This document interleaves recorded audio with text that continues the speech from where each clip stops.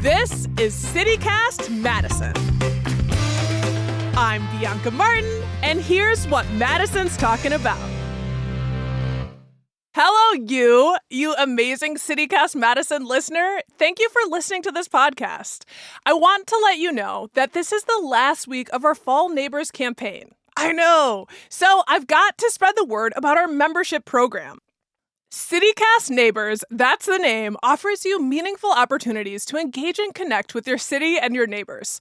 It's also a critical way we fund this operation. You know, producing this very daily show and newsletter you rely on. Your investment in us means our team can keep bringing you conversations and stories that help you better understand the forces that shape our city. And an investment in CityCast Madison is really an investment in our city. Here on the show, I regularly interview local officials, like today's episode with Madison Police Chief John Patterson, and local reporters on the pressing issues of the day. We highlight local businesses, orgs, and restaurants to help you make choices about where to spend your dollars well. A recent highlight example, Awa, the owner of Les Lices de Awa, the West African restaurant on Atwood Ave. She's not only a knockout cook, but also a wonderful human with a courageous life story. One of the many I've had the privilege to share with y'all on the show. Becoming a CityCast Madison neighbor ensures we can keep connecting you with the people, places, and ideas that make Madison thrive. So, will you be my neighbor? It's just $10 a month or $100 a year at membership.citycast.fm. That's membership.citycast.fm. And you want to sign up soon because now through October 3rd, i.e. the end of this week, when you sign up, you will also get an awesome tote that says, Neighbors Make Madison. Because facts. Again, thank you for listening and your support. On to the show.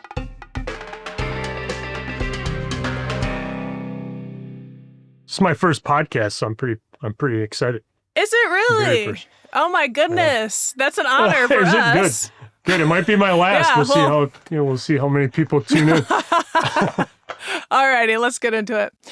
Today, Madison has a new police chief, Chief John Patterson. Patterson served as interim chief following the departure of former top cop Sean Barnes earlier this year, and after a competitive appointment process was named chief this August. Chief Patterson, welcome to CityCast Madison. Thank you, Bianca. Thank you so much. I'm happy to be here. Congratulations on your appointment. How are you feeling about being in this role? Thank you. Well, it still feels a little surreal, but I feel like the popular kid in high school suddenly because everybody wants to have a meeting or talk with me. So no, it's been fun for sure. Yeah. You know, you've obviously put in almost 3 decades of service to the Madison Police Department. So I imagine climbing the ranks is really gratifying. It's very gratifying. It's hard to say that number out loud that it's been almost 30 years, but 1998 is when I started as a patrol officer. So it's amazing to be at this stage now. Yeah, totally. So there was a competitive process, as I mentioned, for selecting new chief. You were the favorite candidate for the job. Evidence of that last month at a police and fire commission meeting. For additional comment, the 3 finalists, dozens of community members spoke in support of you. So we know you're well connected, you're well established in Madison. How would you define your relationship with the Madison community? That part of the process was incredibly flattering for me. I'm a very humble person, and so to have, community members turn out with letters of support or dialing into the meetings to offer support was incredibly meaningful to me. And I think it was just a great reflection on what I felt like I've been trying to do throughout my career, which is really develop meaningful relationships, try to form trust with all segments of our community. In almost 28 years now, I've really tried to navigate myself around the entire city of Madison, the entire community. Yeah, it was just a great reflection of all those efforts. So, yeah, you probably know the city much better than most. Well, I'd make a great Uber driver potentially. I mean, I really know my way around, that's for sure. Yeah. So, want to talk about what's top of mind for the department these days and the state of safety in Madison. From a policing perspective, how are we doing on safety, and what would you say are some of the main challenges facing Madison that y'all are seeing and tracking? I mean, if you just look at our metrics, crime is trending down from last year even. Our shots fired are down, our property crimes are down, burglaries are down, aggravated assaults are all down. So all of our major track crimes are trending down, which is a great place to be. But with the departure of our former chief back in January, I really felt it was important to try to provide some stability and consistency for my role as the interim chief. And so I asked our department to focus on basically three pillars: our people, our culture, and our service delivery to the community. And so that's where we're focused currently, and that's where we're going to stay focused. As you know, a couple of years ago, we asked the community to engage in a strategic planning process with us, and we identified elements of what we're calling Madison-centric policing, which is trying to, deepen our connections with the community and deepen our collaborations with the community. Youth engagement was another, public communications was a third, and then last was elements of our workplace culture. And while I'm not saying we're not going to remain committed to all those pillars, I think we can agree that a lot has changed in the last couple of years across our nation and our community. So we're going to try to re-engage in the coming year to revisit all of the priorities we identified, 2.5, almost 3 years ago, and perhaps, make some tweaks and make some adjustments as needed, because it feels like so much has transpired and so much has changed that we need to make sure that we're, on the same course that the community believes we should be. So were those community engagement sessions and doing it collaboratively quite useful for the department in terms of like direct next steps for implementing? Incredibly useful. Yeah, it really created the blueprint that we were hoping would be our 5-year blueprint. But, like I said, so much has changed in the last couple of years that I think it's warranting an effort to revisit all of those and to re-engage with the community and revisit those priorities just to make sure that, we're on the right path. So. Yeah, that's always prudent, right? Thoughtful. For sure. And doing the sort of reflections.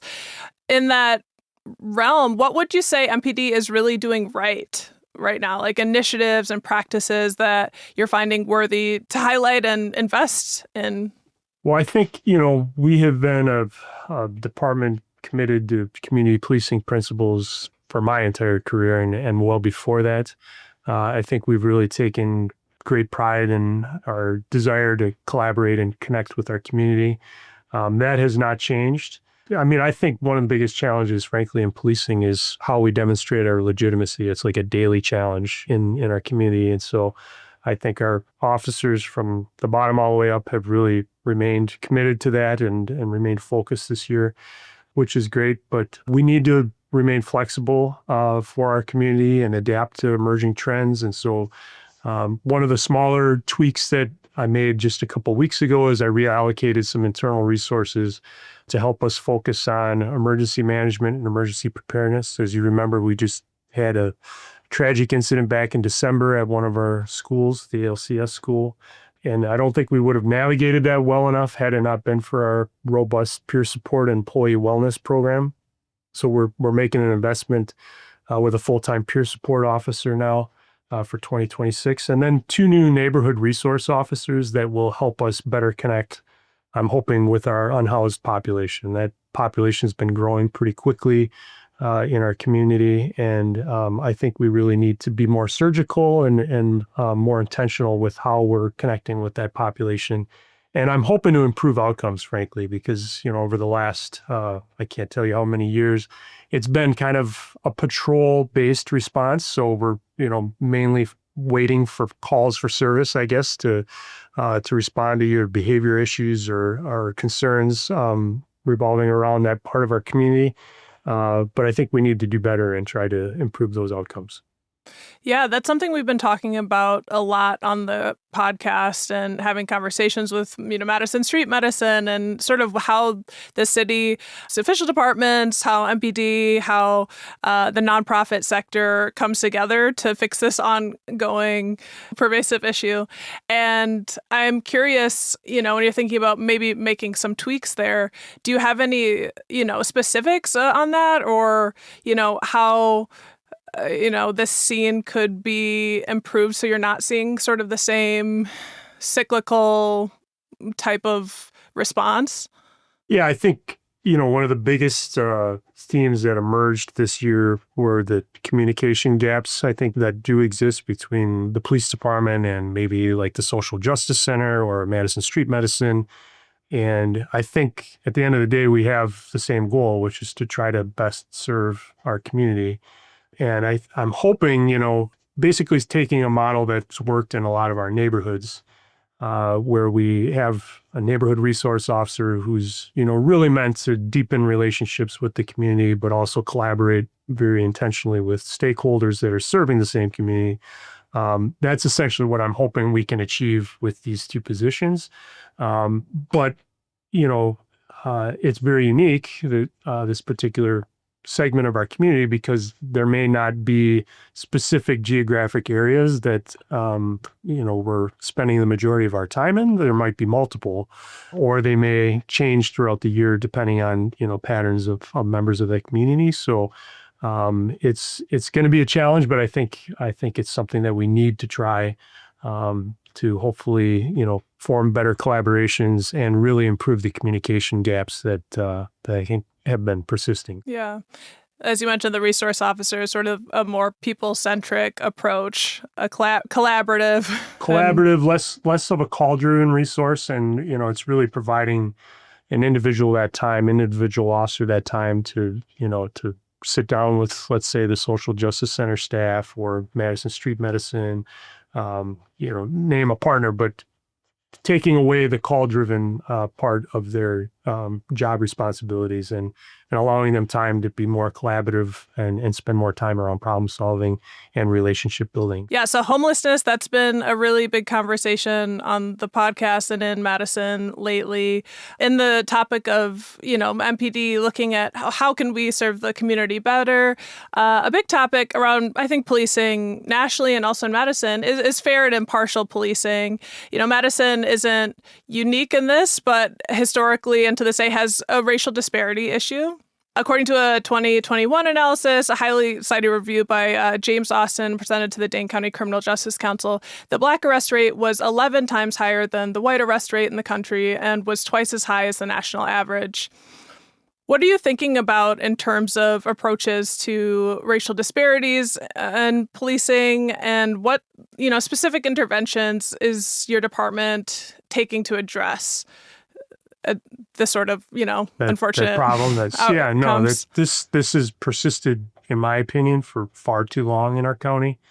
Now, if you look at like the last decade, let's say, there's been some gains made in total number of arrests. Those have decreased. You're seeing less arrests across the county, but the disparities have persisted. And so, clearly we need more intentional efforts, and I'm going to use this phrase again, but more surgical efforts. Do you mean precision? When you say surgical, more precise, basically? More precise, absolutely. And so, like, if you look at our quarterly reports and look at the arrests per quarter, what I've been trying to do over the last couple of years is identify the number of people that are repeatedly arrested. And I think that's one area that we can do better in. So to me, when I'm seeing individuals in a 3-month time period or a 2-quarter time period being arrested repeatedly, to me, that screams that there are needs in that person's life that are not being met, that are causing them to intersect with the criminal justice system and make decisions that are criminal in nature.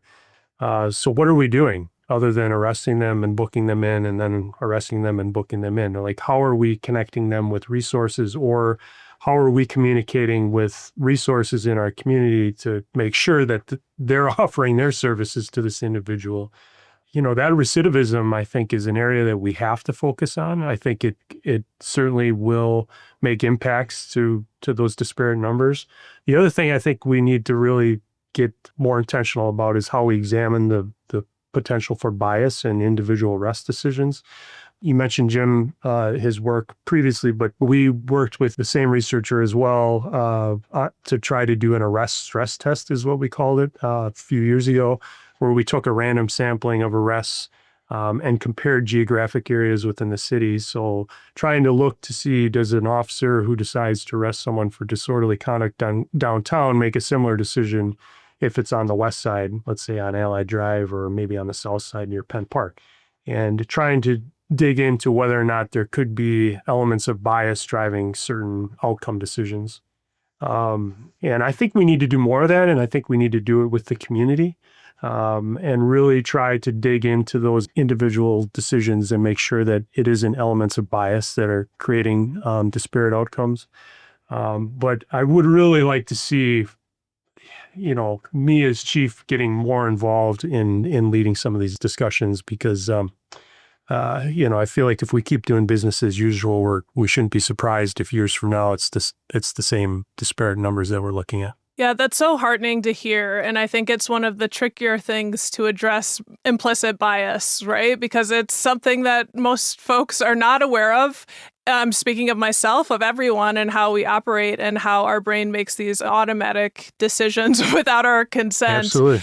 This is across the racial spectrum of how we carry bias for different groups and different minority groups. And I am curious to have a follow-up, just like how difficult it is knowing, like in moments of arrest, it's high tension, potentially, maybe not, but the moments of fear or things that might be impacting, officers psychologically, and also obviously on the other end, whoever is being apprehended, that lead to the brain kind of narrowing in and having a little bit of trouble probably identifying bias or these sorts of things. So, are there trainings you're looking to add, or how do you get to that next level of this very human problem? No, I think training environment is where you have to look to. Absolutely. So I'm glad you mentioned that. I think things like implicit bias training, cultural competency training are incredibly important.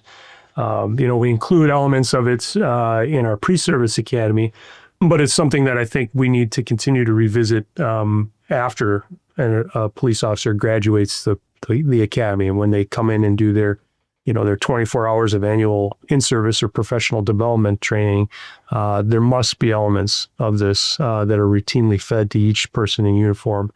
And, the more you're talking about it, I think the more that your brain becomes comfortable processing it during times of stress as well. But I think we need to look to the community to see what opportunities exist in the community so that we're, including, when we say cultural competency, we're including elements that the community is saying, here's what we feel is important as a community. And so, like, an example I would throw out there is, the Black History for a New Day that's offered by Justified Anger. That's something that I attended back, I think, 2017 probably is when I went through. That particular, I think it's 9-week curriculum had several lectures followed by group discussions when we were having very tangible discussions about bias. And, as soon as everyone found out I was a police officer, obviously we were having very meaningful discussions about arrest decisions and, what goes into a decision to pull certain cars over, for example. But that really helped me understand different perspectives within the community. And those are the types of trainings that I think we have to be willing as an agency to open ourselves up to, but then to also make more routine in our annual diet of training, so to speak. I love that example. And for those who don't know, Justified Anger, that was started by Dr. Alex G. We've had him on the podcast. He's the founder of the Center for Black Excellence in Culture.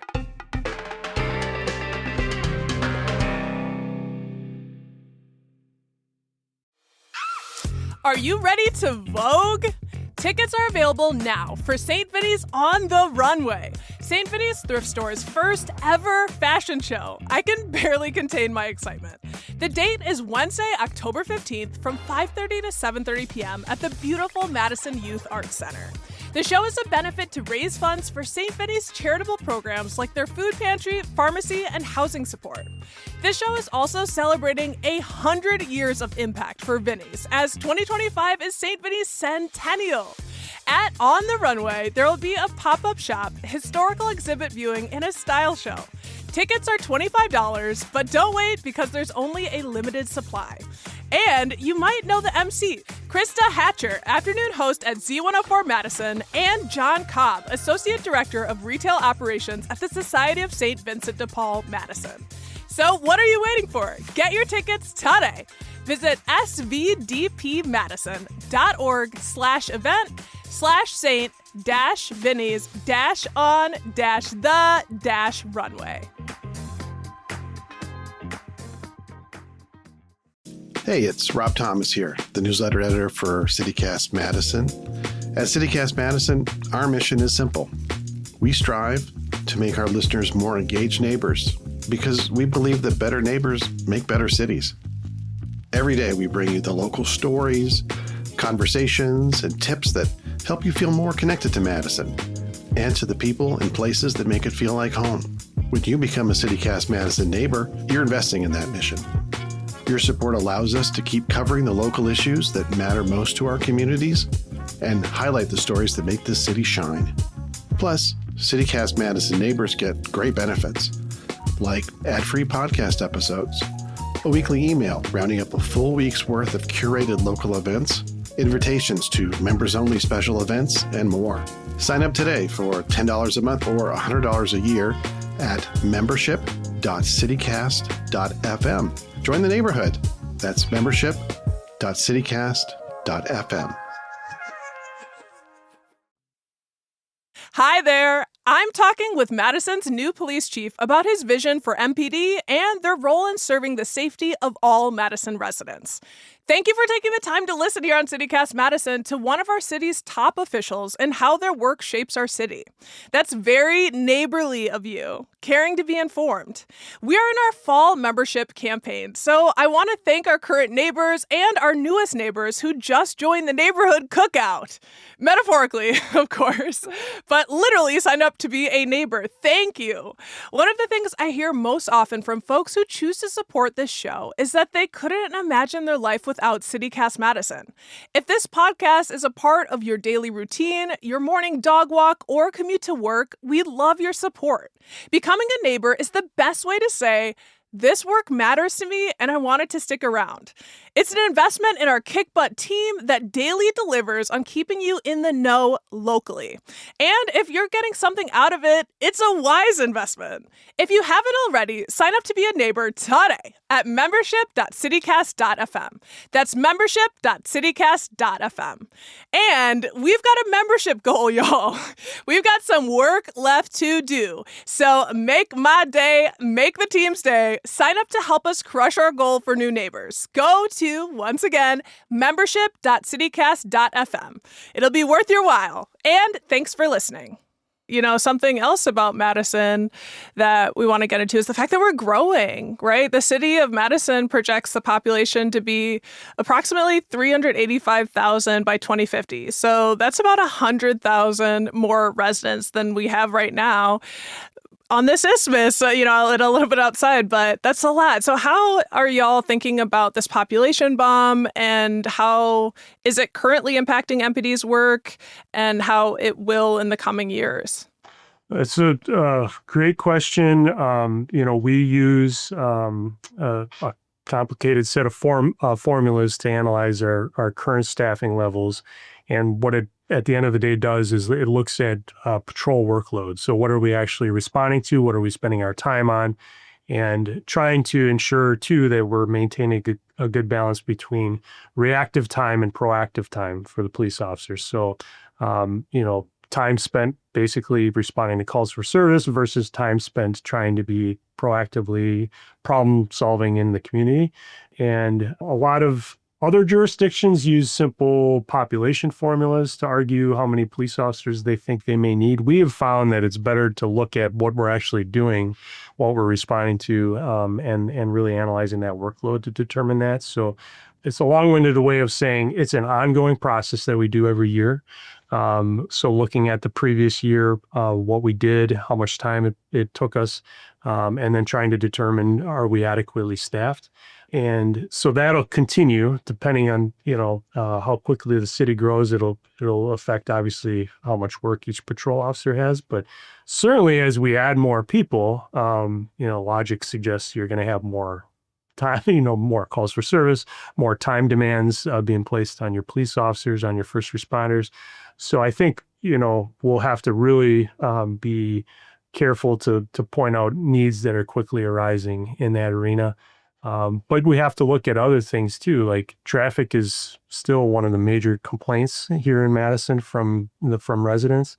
If you've driven on the Bell Line at rush hour lately, you've probably seen some pretty aggressive driving behaviors by some of our neighbors. So traffic enforcement needs to be somewhere that I think we focus some additional resources in the immediate future. But if you add another 100,000 people, it's got to be a priority. Yes, so true.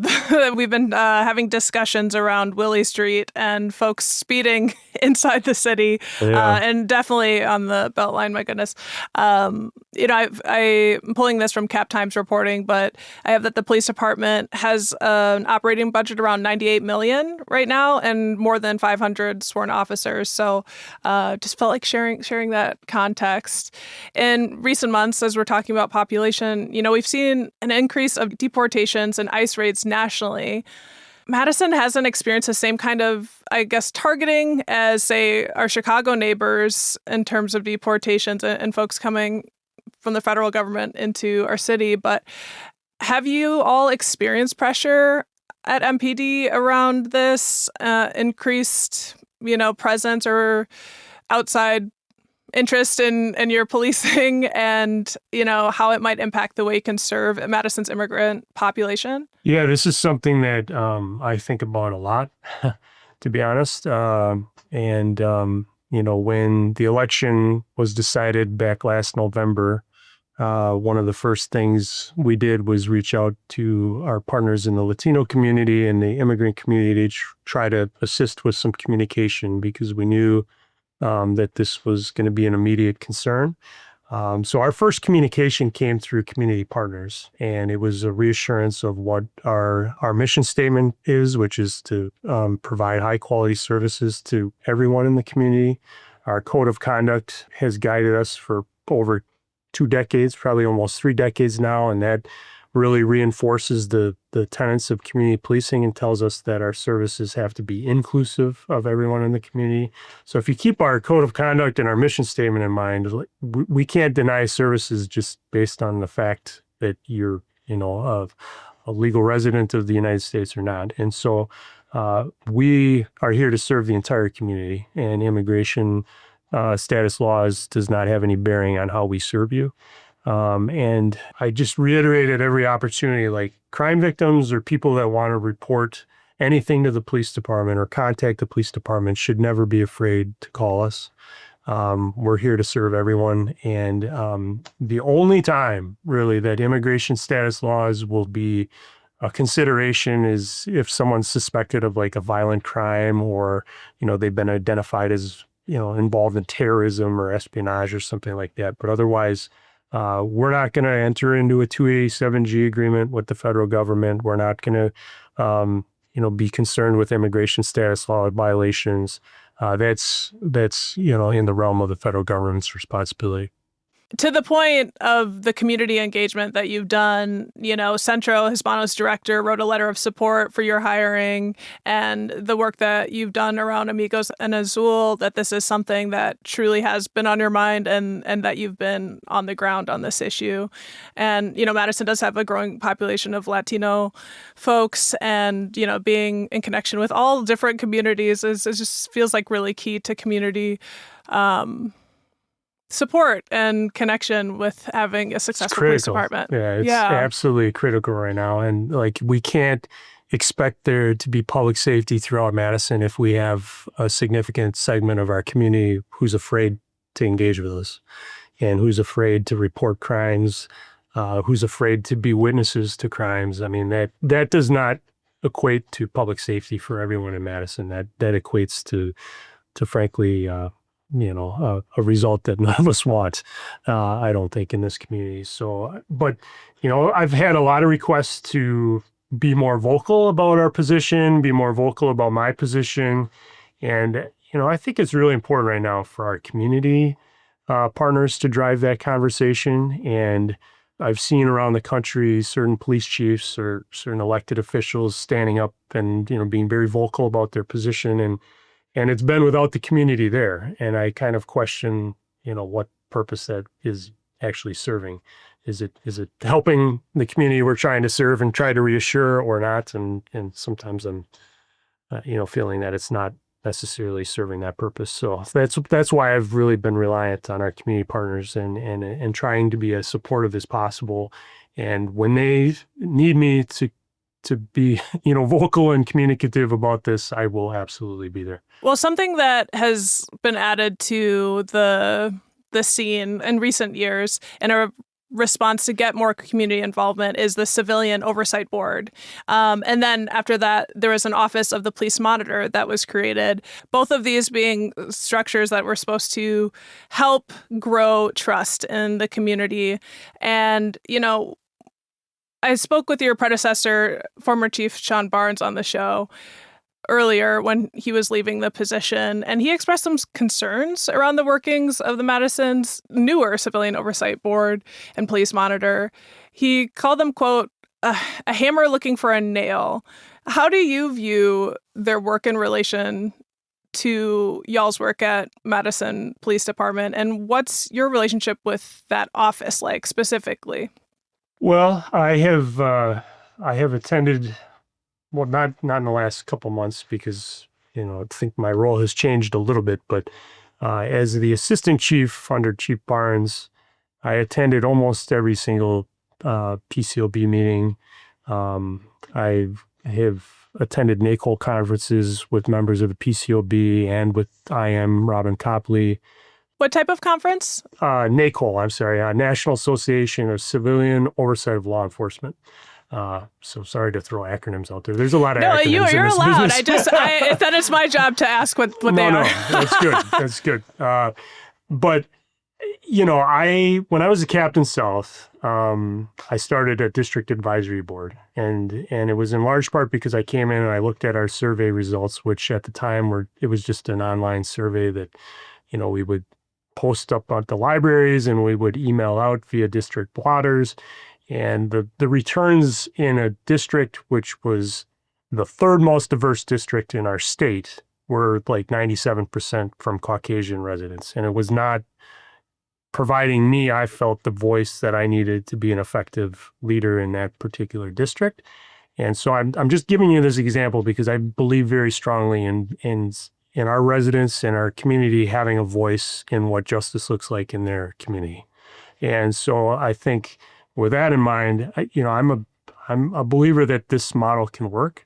I'm not going to ever describe it as a hammer looking for a nail, so I don't share that opinion. But I think my role is to continue to work, to collaborate, to form relationships with both the board and our IM. I just met with Robin on Monday, I think. So we're trying to stay in regular contact and regular communication. But I have never felt that that's the relationship that exists between the PD and the IM's office. So, we'll keep working and try to find new collaborations and try to find ways to make it successful for both sides. And, at the end of the day, like I may have said earlier in a previous response, everybody wants what's best for our community. And so I think we need to, keep that in mind when we're looking at the issues at hand. So. Yeah. So you do see and think that there's a route for an effective outcome from the Office of the Police Monitor? I think we can get there, absolutely. And I think it's been challenging because this is starting something brand new. And I think people have to just keep that in mind. And there's been board changeover now. The first iteration of the board, did a lot of work around bringing on the IM and kind of setting some of the foundation work. And now we have a new board in as of this January. So I think we have to keep that in mind that, these things take time. And, patience is sometimes a great virtue. I guess 27 plus years in working in government has afforded me the need to be patient. So it's all good. Well, Chief John Patterson, it is so fantastic to meet you and to hear about your new role and your visions for the department. It's been very heartening, and I hope the conversation continues and that we can have you back. Yeah, I would love to come back. Thanks so much for the interest. I appreciate it, Bianca. It was good to meet you.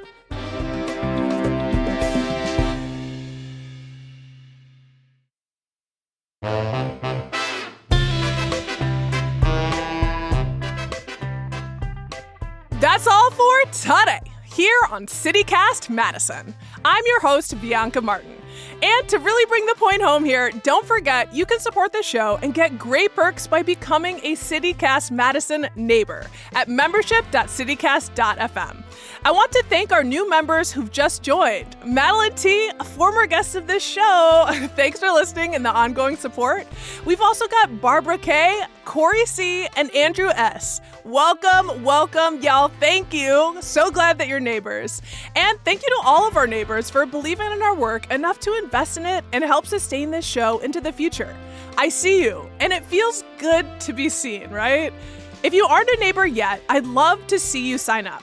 Make that investment so I can then see your name and shout it out on the show. I could also get lucky enough to see you out and about around town rocking the campaign-exclusive Neighbor Tote, which you'll get if you sign up today. And if you're a neighbor, you can write in anytime to get a shout out to be read on the podcast or written into the newsletter for any local organization, business, or person of your choice, so they can be seen. Increasing visibility for Madisonians doing impactful work is at the core of our mission. It's so fun. You guys are awesome and doing such cool things. So, if you're out there, please become a neighbor today at membership.citycast.fm. And while you're at it, if you enjoyed today's episode, why not share the show with someone who cares about progress and public safety for all? Catch you here tomorrow morning with more stories from around the city. Until then, take the best care.